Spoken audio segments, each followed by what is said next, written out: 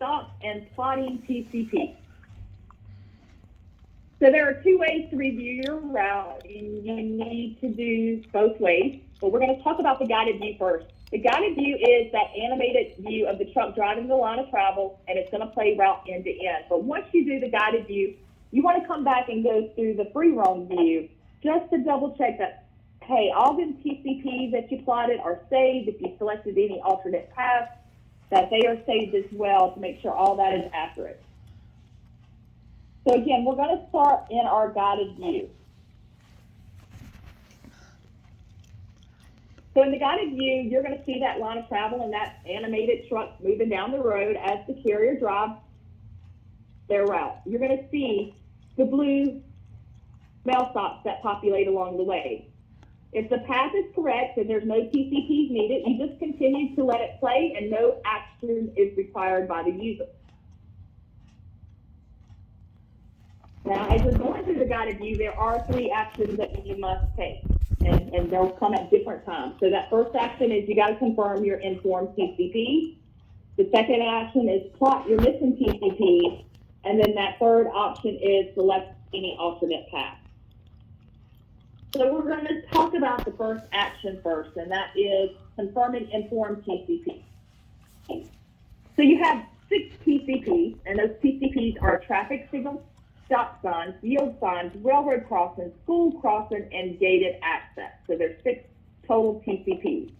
Now, when we talk about plotting TCPs, we are only going to plot the physical TCPs that exist out there on the route. So there are going to be locations where the carrier says, hey, I have to stop there.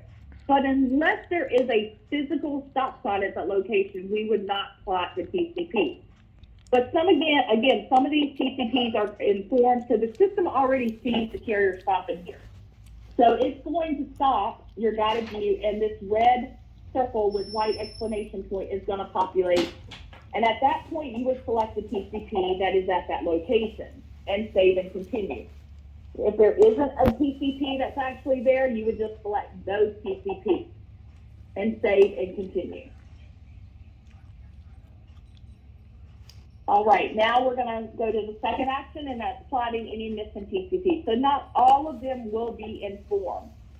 So if you have the carrier and the facilitator are reviewing the line of travel, and you come upon, and the carrier says, hey, I've got a stop sign coming up right up here, you would pause the guided view.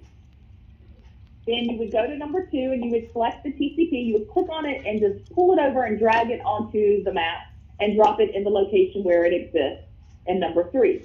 You would hit save and continue. And then lastly, that third action is selecting alternate paths. So there are going to be times, or potentially could be a time, when the carrier says, oh, that's not my line of travel. I actually turn right at that road instead of going straight.